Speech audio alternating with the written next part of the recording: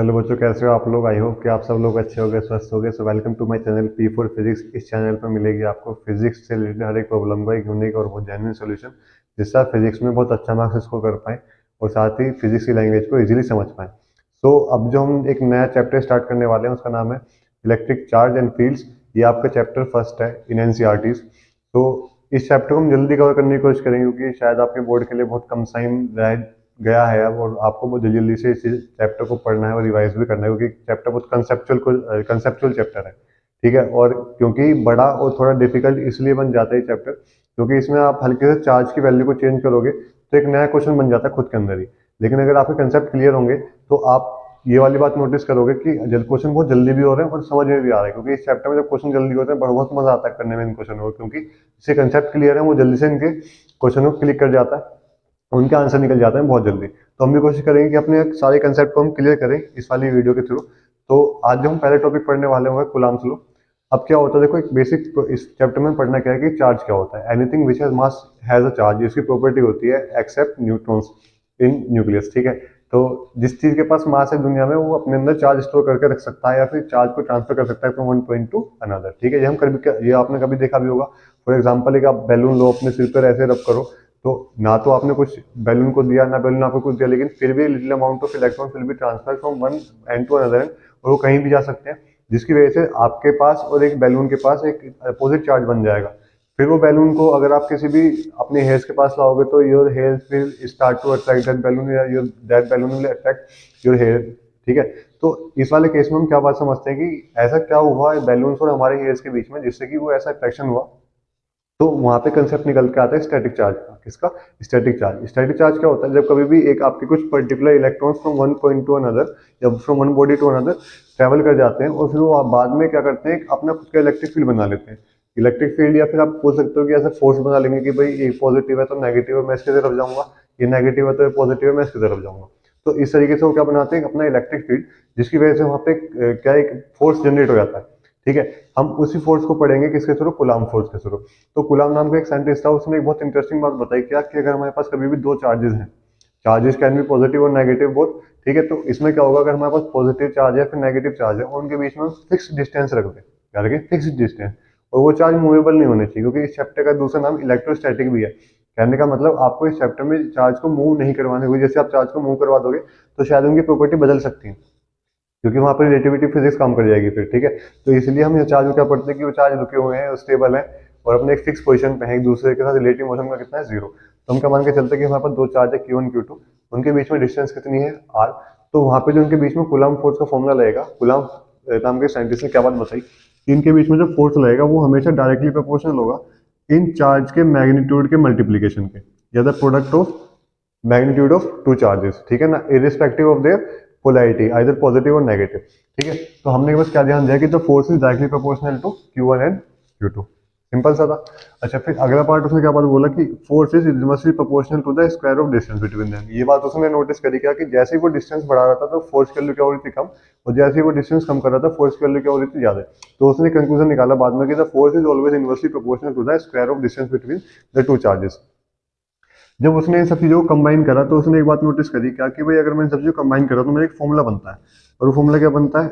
F directly proportional Q1 Q2 upon R square. ठीक है, Q1 Q2 में किसमें लिख रहा हूँ? मॉडुलस में। मॉडुलस में क्यों लिख रहा हूँ? क्योंकि मैं अभी ये नहीं मान के चल रहा कि चार्ज नेगेटिव है पॉजिटिव, मैं उसको बाद में कंक्लूड करूंगा कि मेरे नेगेटिव पॉजिटिव चार्ज आने से फोर्स पे की वैल्यू पे क्या इफेक्ट पड़ता है। Either force can be repulsive और it can be attractive, but depend on the situation and circumstances in which the charges are placed. अब देखो, force is Q1 directly proportional Q1 Q2 upon R square है। ठीक है, अब हमने देखो यहाँ पे कर लिया, अब हमें ये वाला प्रोपोर्शनैलिटी का सिंबल हटाना है। तो F equals to K Q1 Q2 upon R square. ठीक है, तो इस K का मतलब क्या होता है? ये कांस्टेंट होता है, इलेक्ट्रोस्टैटिक कांस्टेंट। आपको ध्यान रखना है कि यहाँ पे दो क्या आएंगे इस चैप्टर में, पहला एक स्मॉल के, दूसरा है कैपिटल के। तो आपको ध्यान रखना है कि जब कभी भी आप इस वाले फोर्स के कंसेप्ट को पढ़ोगे तो वहां पे ज्यादातर स्मॉल के ही आएगा। मैं आपको बता दूंगा कि स्मॉल के कैपिटल के में क्या अंतर होता है, पर आपको भी बेसिकली क्या याद कर रखना है। अगर हम कूलम्ब फोर्स की बात कर रहे हैं और वहां पर जो के आएगा वो क्या होगा? यूनिवर्सल इलेक्ट्रोस्टैटिक कांस्टेंट, और उसकी वैल्यू क्या होती है? K equals to 1 upon 4 pi epsilon naught. ठीक है, और इसकी जो दूसरी बेसिक फिक्स्ड वैल्यू क्या होती है 9 इंटू 10⁹ ठीक है। अच्छा अगर कूलम लो ने एक फोर्स डिराइव करा तो उस फोर्स की यूनिट क्या होगी, जो बेसिकली फोर्स की यूनिट होती है, तो इस इलेक्ट्रोस्टैटिक फोर्स की यूनिट क्या होगी, न्यूटन। क्या होगी, न्यूटन। अच्छा अगर मैं इस के की यूनिट निकालना चाहूँ तो इस के की यूनिट भी निकल सकते हैं क्या, F into I square upon Q1 Q2। Force की क्या होती है न्यूटन, रेडियस की क्या होती है मीटर का स्क्वायर, इसकी क्या होती है कूलाम, इसकी भी क्या होती है कूलाम, तो मेरी यूनिट क्या बनी, न्यूटन मीटर स्क्वायर पर कूलाम का स्क्वायर। ठीक है, ये किसकी यूनिट बनी, मेरी के की यूनिट बनी। हमने क्या पढ़ लिया, हमने फोर्स वैल्यू पढ़ ली, फोर्स वैल्यू कैसे निकलती है, फिर हमने क्या पढ़ा कि के की वैल्यू क्या होती है, इसको क्या बोलते हैं, और इसकी फिक्स वैल्यू क्या होती है 9 × 10⁹ हमने वही कैसे इसको काम करेंगे। फिर इसके बाद मैं आपको क्या बताना चाह रहा था, हम अभी चार्ज की प्रॉपर्टीज के बारे में पढ़ेंगे कि जो अनलाइक चार्जेस होते हैं वो आपस में एक दूसरे को अट्रैक्ट करते हैं, और जो लाइक चार्जेस होते हैं वो क्या करते हैं, रिपेल। मतलब पॉजिटिव पॉजिटिव आपस में रिपेल करेंगे, नेगेटिव नेगेटिव आपस में रिपेल करेंगे, लेकिन पॉजिटिव नेगेटिव या फिर नेगेटिव पॉजिटिव आपस में हमेशा क्या करेंगे, अट्रैक्ट। अच्छा ये तो बहुत सिंपल सा था कि आप बता दोगे कि मान लो, अगर मैं मान लूँ कि मैं इसको पॉजिटिव मान लूँ, इसको नेगेटिव मानूँ, आप बोल दोगे इनके बीच में जो फोर्स है वो क्या होगा, अट्रैक्टिव। मैं कह दूंगा दोनों ही नेगेटिव, उनके बीच में क्या होगा, रिपल्सिव। दोनों ही पॉजिटिव है, इनके बीच में फोर्स क्या होगा, रिपल्सिव। लेकिन पेपर में पता क्या पूछता है, वो पेपर में पूछ लेगा कि अगर मैं मान लूँ कि फोर्स की वैल्यू, अच्छा एक बहुत सिंपल सा फंडा है, जो फोर्स की वैल्यू क्या है, के Q1 Q2 upon are square. ठीक है, आपको इस फोर्स को नेगेटिव करना है, क्या करना है, इस फोर्स की वैल्यू को करना है नेगेटिव। तो फोर्स की वैल्यू को नेगेटिव करने के बाद आपके पास तीन तरीके हैं। ठीक है, पहला तरीका के को नेगेटिव करो, ठीक है, दूसरा तरीका है आर के स्क्वायर को नेगेटिव करो, तीसरा तरीका है कि Q1 Q2 की मल्टीप्लाई को नेगेटिव करो। अब आप एक दिमाग लगाओ, क्या हम किसी का जब कभी स्क्वायर करते हो कभी नेगेटिव आ सकता है, क्योंकि ये तो इमेजिनरी नंबर है ही नहीं, तो आर हमेशा इधर, आर तो डिस्टेंस होते हैं वो तो हमेशा पॉजिटिव ही निकलेगी ऑलवेज, तो उसका स्क्वायर भी हमेशा क्या होगा, पॉजिटिव। तो ये तो कभी नेगेटिव हो नहीं सकता।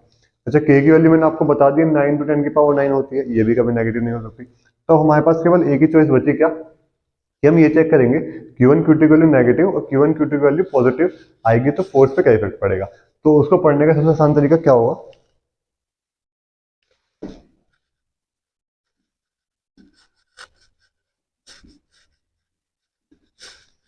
अब देखते हैं। देखिए मान लीजिए मैं मान रहा हूँ कि मेरा जो Q1 है और जो Q2 है वो क्या है, नेगेटिव, लेस देन जीरो का मतलब नेगेटिव।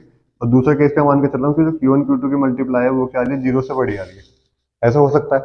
अच्छा अगर Q1 Q2 नेगेटिव है, नेगेटिव का मतलब कुछ भी हो सकता है, जीरो से कम है, तो अगर मैं Q1 को नेगेटिव मान लूँ, Q2 को नेगेटिव मान लूँ, ठीक है ना, तो क्या होगा, माइनस का Q1 इंटू Q2। तो मेरी वैल्यू क्या आ गई, नेगेटिव आ गई, नहीं आ गई। तो Q1 Q2 की वैल्यू लेस देन जीरो है कि नहीं है, कब, जब मैं किसी एक को भी क्या मान लूँ, नेगेटिव।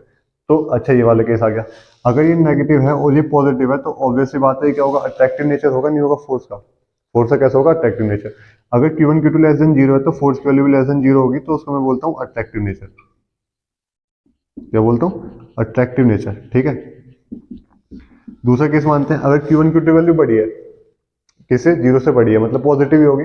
अगर पॉजिटिव है तो मैं क्या मान के चलता हूँ, देखो अगर दोनों ही नेगेटिव है ना, तो हमें पता है माइनस का Q1 और माइनस का Q2 इनकी मल्टीप्लाई करेंगे तो क्या आएगी, Q1 Q2 वो भी किसका, प्लस का। तो इससे मैंने क्या कंक्लूजन निकाला कि Q1 Q2 is always greater than zero. तो इसका मतलब फोर्स की वैल्यू भी क्या होगी, ग्रेटर देन जीरो। अगर दोनों ही पॉजिटिव होंगे तो अच्छी बात है, आंसर क्या आएगा हमारा, दोबारा पॉजिटिव आएगा। तो Q1 Q2 is always greater than zero, then force is always greater than zero. तो इसका मतलब क्या हो गया, it is always repulsive in nature. ठीक है, तो अगर आपके पेपर में आ जाए कि मेरे Q1 Q2 की वैल्यू इज पॉजिटिव, तो इसका मतलब फोर्स कैसा होगा वहां पे, रिपल्सिव। अगर Q1 Q2 की वैल्यू लेस देन नेगेटिव तो फोर्स कैसा होगा, अट्रैक्टिव। ठीक है, इससे नेक्स्ट वाली स्लाइड में हम पढ़ेंगे कि हम फोर्स की वैल्यू में कि चार्ज फोर्स पे कैसे डिपेंड कर रहा है, फिर फोर्स चार्ज पे कैसे डिपेंड कर रहा है, और रेडियस फोर्स आपस में कैसे डिपेंड कर रही है, इनके ऊपर न्यूमेरिकल्स में हम कैसे शॉर्ट ट्रिक्स लगाएं जिससे हम जल्दी से इसके न्यूमेरिकल्स कर सकते हैं। इससे प्रीवियस वाली वीडियो में हमने स्लाइड में हमने क्या पढ़ा कि जो हमारे फोर्स की वैल्यू होती है वो कैसे निकालते हैं, कूलम फोर्स की वैल्यू। अब हम उसमें थोड़ा सा अपने ट्रिक्स लगाने की कोशिश करेंगे। ट्रिक्स तो नहीं है, वो बेसिक सी कंसेप्ट है, वो इस चैप्टर में आपको कंसेप्ट ही पढ़ने हैं। अगर आपने कंसेप्ट पढ़ लिया तो आप यू आर द मास्टर्स। ठीक है, तो आपको क्या ध्यान रखना है कि एफ की वैल्यू क्या होती है, के Q1 Q2 upon are square. ठीक है ना, अगर आपको Q1 दे रखा होगा, Q2 दे रखा होगा, आर दे रखा होगा सेंटीमीटर में, तो आपको पहले मीटर में करना है, फिर उसका आंसर निकालना है, और यूनिट क्या निकलेगी इसकी, न्यूटन। के की वैल्यू 9 × 10⁹ होती है, हमको पता ही है। अच्छा इसके बाद वो क्वेश्चन क्या बनाएगा, मान लीजिए उसने कह दिया कि जो मेरा चार्ज था वो हाफ हो गया, चार्ज क्या हो गया, हाफ। पहले Q1 था, Q2 था, अब जो नया चार्ज हो गया वो क्या होगा, Q1/2, और ये क्या हो गया, Q2/2। ठीक है, उसने ये वाली बात भी मेरे से बोल दी कि जो उनके बीच की डिस्टेंस थी वो भी क्या हो गई, हाफ हो गई। क्या होगी, हाफ हो गई। हो सकता है वो कुछ भी बोल सकता है, वो बोल दे कि डबल हो गई, वो बोल देगा कि चार्ज डबल हो गया दोनों का, वो क्या ये बोल दे कि चार्ज डबल हो गया, डिस्टेंस हाफ हो गई। शायद एनसीईआरटी में वाला क्वेश्चन भी है आपका, अगर आप देखेंगे शायद 11 12 13 किसी एक में से ही होगा ये वाला। ठीक है, तो Q1 Q2, Q1 और Q2 है, और ये क्या हो गया R/2। अगर वो ऐसा बोल दे, वो कुछ भी बोल सकता है। ठीक है, तो ऐसे क्वेश्चनों में हमें क्या दिमाग लगाना है, देखो जो पहले मान लो इस वाले फोर्स के लिए कुछ ना कुछ तो आई होगी, 1 2 3 4 5 6 10 की पावर 5 कुछ ना कुछ तो आई होगी। तो मैं क्या मान के चल रहा हूँ कि भाई इस वाले फोर्स के लिए है 10 न्यूटन। क्या ये 10 न्यूटन, कुछ भी आ सकती है ये वाली, क्या ये, पर हम क्या मान रहे हैं, ये मेरी क्या है कि 10 न्यूटन आई।